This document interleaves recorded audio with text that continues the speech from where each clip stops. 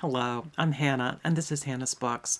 Welcome back to this year's Hannah's Bookukkah, where I post for all 8 nights of Hanukkah. Today, I want to respond to the evolution of a Booktuber tag created by the wonderful Jack at the channel Spread Book Joy. This clever and thoughtful tag circulated very widely on Booktube earlier this year, and I'm very late to the game. Still, the questions feel perfect for this particular season as we wind up the old year and contemplate what we want to happen in the coming one. Before I get started, let me offer a bit of a warning. I have not planned out this video very well, not as much as I usually do, so please forgive me for whatever rambling or extended periods of nonsense appear. That is part of the magic that often happens during Hannah's Bookukkah. So let's get to the prompts. The first is Extinction. Are there things you used to do on your channel that you no longer do? The first one is perhaps the most obvious. I no longer wear a headscarf. I covered for a couple of reasons, ones that had nothing to do with Booktube, and I'm not going to go into those external reasons right now, nor am I going to talk about why I no longer wear a scarf. Still, I will say that I was a bit surprised by how useful it could be for Booktube. As someone who was terribly camera shy at the beginning, I found it comforting to be able to keep some parts of myself private. I now know that none of you would have cared if I showed what was sometimes a bald head or hair in an awkward stage of regrowth. But when I was nervous enough about putting myself out here at all, I was kind of glad to have that bit of privacy. The scarves could also be costumes occasionally to fit in with particular books or video themes, and they were great when I wanted to film while the light was still good, but hadn't washed my hair in a week, etc. Are there other things that I no longer do on Booktube? Well, I'm less nervous about talking to a camera than I used to be. I still make extensive notes and usually practice talking through them before I actually turn on my camera. Today is an exception. But as long as I'm prepared, I feel pretty relaxed now when I'm filming. At least if I'm alone. I do still get nervous if other people can hear me, and that is one reason that even when I've made vlogs here, I rarely talk on screen while I'm out and about. I'm going to play around with that just a bit this year and try to expand my comfort zone. We'll see how it goes. As for actual Booktube type things that I used to do but no longer do, I can't really think of anything. I made little short Sunday sentences videos for a little while, inspired by Shawn from the channel Shawn Breathes Books. But I think all of us realize that YouTube might not be the best social media platform for that kind of project. Perhaps I'll try to restart that tradition actually, not here on Booktube, but on my new Blue Sky account, and I'll leave a link to that in the description box.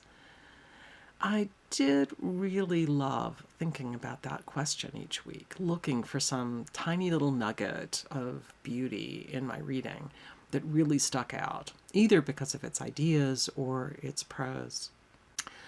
The second prompt is Adaptation. What things have you done on your channel, or as a result of being on Booktube, that you never thought you would do? When I started this channel, I thought I would never do a tag. I wish I could go back and try to remember exactly what I was thinking. I didn't even watch tag videos at the beginning, or at least not often. I think I thought they were silly, not serious enough about books, and maybe not just quirky, but potentially too personal too. Basically, I think I might have initially come to Booktube to learn more about books, and tag videos just didn't seem to offer much on that front. Of course, that is really wrong. I've learned quite a bit about particular books in tag videos. But even so, learning about books no longer feels like the real purpose of Booktube for me. Instead, I've stayed here in order to be part of a community of brilliant and kind and funny readers. Y'all are my people. And tags are an excellent way of encouraging that sense of community and that sense of conversation. The first tag that really pulled me in was the amazing Has Steve Read It tag, where the goal was to list a set of books you'd read that you thought Steve Donahue, who reads everything, might not have read. Everyone who did the tag pulled out books they thought were fair game, publicly available and not super crazy niche, but still wildly esoteric and often never mentioned on Booktube. It was so fascinating to see the corners of people's book collections and their interest. I really felt like I got to know my fellow booktubers so much better because of that tag. And when I saw what that tag could do, I started understanding how other tags also did the active work of creating a community. Another tag I did very early on that radically changed the way I thought about Booktube and how I have chosen to be on my channel was the deathbed tag created by Jason at Old Blues Chapter and Verse, as well as Lukash at A Cruel Reader's Thesis. Lukash rarely posts now, but his channel was previously known by my very favorite channel name ever, Totally Pretentious. Anyway, I'm pretty sure that tag was the second tag I made ever, shortly after the Has Steve Read It tag. The tag was not intended to pull out personal stories about mortality, but that's what poured out of me. And the support I got from the people who were watching my channel then, a very small group back then, was astonishing. And just cemented my growing awareness that Booktube fostered profound friendships and community. And since that tag, I've been far more open about what's going on in my personal life than I ever dreamed I would be. And thanks to the community here, created partly from tags like these and all the other videos that booktubers make sharing who they really are as people, many of us, booktubers, but also regular viewers, have found ways to meet in person.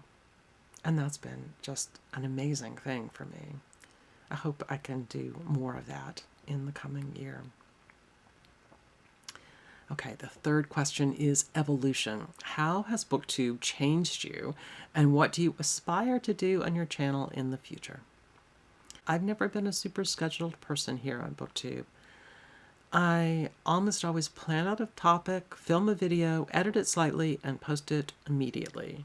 Or if it's late at night, possibly the first thing the next morning. For a long time, I tried pretty hard to post tags on Tuesdays, at least a couple of times a month. And like I mentioned earlier, I briefly made Sunday sentence videos regularly and occasional Poetry Thursday videos, but neither have ever been long-term, regularly scheduled events. I haven't even made it a point to make regular monthly TBRs or monthly wrap-ups or Friday reads. Instead, I've stuck with the very irregular reads and rambles, where I talk about what I've been reading and sometimes where I've been going or what I've been seeing either on YouTube or elsewhere. And I posted those reads and rambles whenever I liked. I've been contemplating making a bit more of a plan and possibly filming in advance a little bit, rather than always posting right after I film. At least for the past little while, my on-the-fly style here has not really been working for me. I think a plan, a very loose and flexible plan, might be really good for me. I'm still working on exactly how I'm going to set this up in a way that will not make Booktube feel like a responsibility. I know this isn't how most, quote, creators see it, but for me, YouTube is not a job and never will be, and that is not the goal. I'm thrilled to see the number of subscribers go up, but honestly, that isn't the goal here either. What I love most is reading the fascinating comments from y'all and seeing your kindnesses, not just in response to me, but in response to each other and to other booktubers and to other booktubers, other commenters. I also hear these creators talk about how really consistent posting will up your viewership. And I hear them talk about how batch filming is one way to accomplish that consistency. And I assume that would all be true. Still, I have really loved the immediacy of having an idea, talking about it while I'm still obsessed, and then immediately sharing while it's still fresh, and the conversation will feel live in some sense. I'm struggling a bit with the idea of professionalizing what for me has always felt more like a social place, a place to form friendships and community. When I hear creators talk about making thumbnails to catch the algorithm, I feel like I must be living in a totally different world. I don't want people to click on my videos if they aren't especially interested in what I'm actually going to be talking about. And I don't want to talk about stuff that doesn't mean much to me just because it would attract a bigger viewership. I'm not going to be giving 10 steps to boost your productivity just because lots of YouTube viewers might, quote, find value in that topic. I want to talk about books. And honestly, I don't want to talk about Sally Rooney or romantasy or whatever, at least not if the purpose is just to be of interest to a larger number of viewers. Instead, I want to talk about books that mean something to me, even if they might not be popular at all. I want to share how those books fit into my personal life. And when I'm watching Booktube or reading comments here or on other channels, I want to hear all of you talk about what means something to you in your reading. The last prompt, the bonus one, is to offer advice if we have any, and I think I'm going to suggest what I've just been saying. If you want to make a channel for fun, make videos about things you care about. Make them because you want to have conversations with people about those things. As much as you can, don't get hung up on the number of subscribers you have. Think instead about what value you are getting from your channel. Do you find it meaningful to talk about the books you love? I do. I think so much more deeply about my reading after I think about what I'm going to say on Booktube or what I'm going to write about a book I'm reviewing more formally.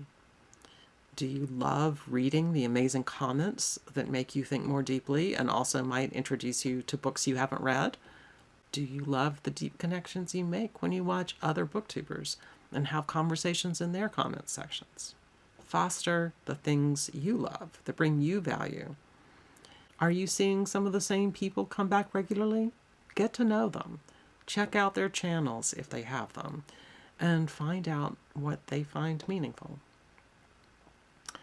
And one more thing. Do a better job at responding to your comments in a timely fashion than I do.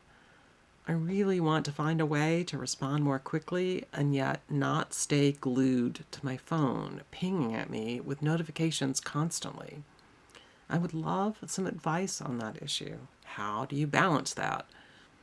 Someone suggested that instead of feeling like I'd finished the process once I'd posted a video, I should hang out for an hour or so, immediately responding to the initial comments.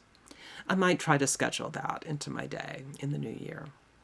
I also think I might try to schedule a short period at the end of each day to respond to anything that comes in during the previous 24 hours or so. But there's more here too. I got off to a really bad start on this front. At first, I didn't really respond unless I felt like I had something that might be valuable to say. I loved reading the comments I received. What I didn't realize for a long time is that it was valuable to say anything, even the banal but heartfelt thanks for your comment. While the words themselves might not add anything of significance, even the simplest response helps create the connections that are at the heart of what makes Booktube such a special place. And I'm very sorry that I am not better yet, at responding to my comments more immediately. Well, that will do it for this tag. If you are one of the few people who have not already answered this excellent set of questions, I hope you'll consider yourself tagged now. Thank you so much, Jack, for putting the Evolution of a Booktuber tag together. And thanks to all of you for joining me today here on Hannah's Books. See you tomorrow for day 3 of Hannah's Bookukkah.